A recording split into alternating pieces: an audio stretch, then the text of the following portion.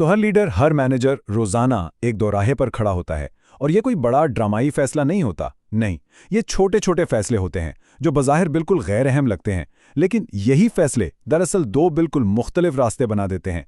एक रास्ता है एतमाद और कामयाबी का, और दूसरा वो सीधा नाकामी की तारीकी में जाकर ख़त्म होता है।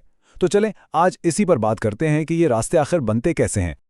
एक बहुत पुरानी कहावत है और मैनेजमेंट पर यह बिल्कुल 100% फिट बैठती है। मछली हमेशा सर से सड़ती है। इसका मतलब बहुत साफ और सीधा है। अगर लीडरशिप में यानी सर में दयानतदारी की कमी है तो ये जहर आहिस्ता आहिस्ता पूरी टीम में फैल जाता है। जो उसूल लीडर के होते हैं वही पूरी तंजीम के उसूल बन जाते हैं। ये इतना ही सादा है।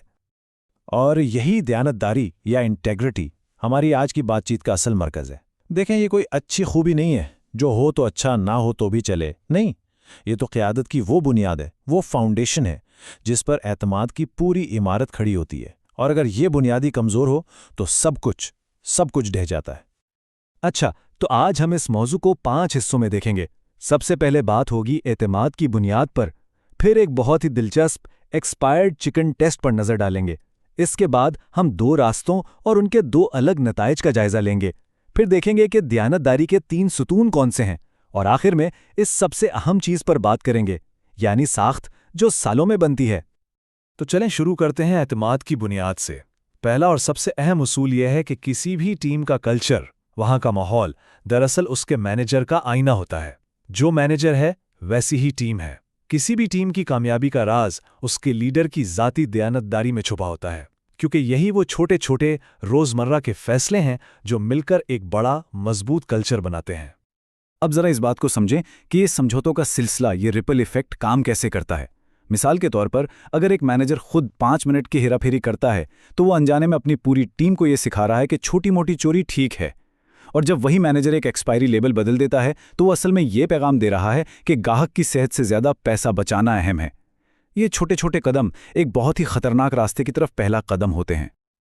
और यही शायद इस पूरे मौजू का सबसे बड़ा सबक है। इस बात को हमेशा याद रखना चाहिए कि किसी भी टीम के मेयारात की हद उसका लीडर खुद तय करता है। टीम कभी भी अपने लीडर के मेयार से ऊपर नहीं जा सकती, कभी नहीं। ये एक ऐसा उसूल है जो कभी नहीं बदलता। अच्छा, थ्योरी की बातें तो बहुत हो गईं। अब आते हैं एक हकीकी इम्तिहान की तरफ। हम इसे कहते हैं एक्सपायर्ड चिकन टेस्ट। ये वो एक लम्हा है जो एक लीडर की असल शख्सियत को, उसके किरदार को सबके सामने लाकर खड़ा कर देता है। तो मंजर कुछ यूं है, सुबह के 11 बजे हैं, रेस्टोरेंट में शिफ्ट शुरू होने से पहले की भाग दौड़ लगी हुई है, लाइन चेकिंग हो रही है, हर कोई अपने काम में मसरूफ है। मतलब एक बिल्कुल आम दिन जैसा कि रोज होता है। और फिर चेकिंग के दौरान मैनेजर की नज़र एक चीज़ पर पड़ती है, मैरिनेटेड चिकन के 2 बैग जिनकी एक्सपायरी डेट 1 घंटा पहले गुजर चुकी है। बस यही वो लम्हा है, यहां उसूल और दबाव की असल जंग शुरू होती है। यही वो फैसला कुन लम्हा है जो एक मैनेजर का असल इम्तिहान है। अब क्या होगा? इसके सामने 2 रास्ते हैं, और वो जो भी रास्ता चुनेगा वो सिर्फ उसका फैसला नहीं होगा, बल्कि वो पूरी टीम के मुस्तकबिल की सिमत तय करेगा। तो अब हम देखते हैं वो 2 रास्ते और उनके 2 बिल्कुल मुख्तलिफ नताइज। एक तरफ है मैनेजर माइक, जिसे हम कह सकते हैं शॉर्टकट लेने वाला, और दूसरी तरफ है मैनेजर सारा, जो है उसूलों की मुहाफिज। अब जरा दोनों के रद्द-ए-अमल में जमीन आसमान का फर्क देखें। माइक शॉर्टकट लेने वाला जैसे ही एक्सपायर्ड चिकन देखता है उसके दिमाग में फौरन फूड कॉस्ट और एरिया मैनेजर का ख्याल आता है। वो क्या करता है? एक नया लेबल प्रिंट करता है, नई तारीख डालता है और चिकन वापस चलर में। दूसरी तरफ है सारा, मुहाफिज। वो लेबल देखती है और उसके जहन में सिर्फ एक चीज आती है, ग्राहक की हिफाजत।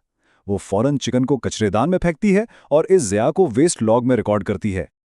अब देखते हैं माइक के फैसले का नतीजा क्या निकलता है। वो अपनी टीम को क्या पैगाम दे रहा है? पहला पैगाम, उसूलों की कोई अहमियत नहीं। दूसरा, हिफाजत से ज़्यादा पैसा ज़रूरी है।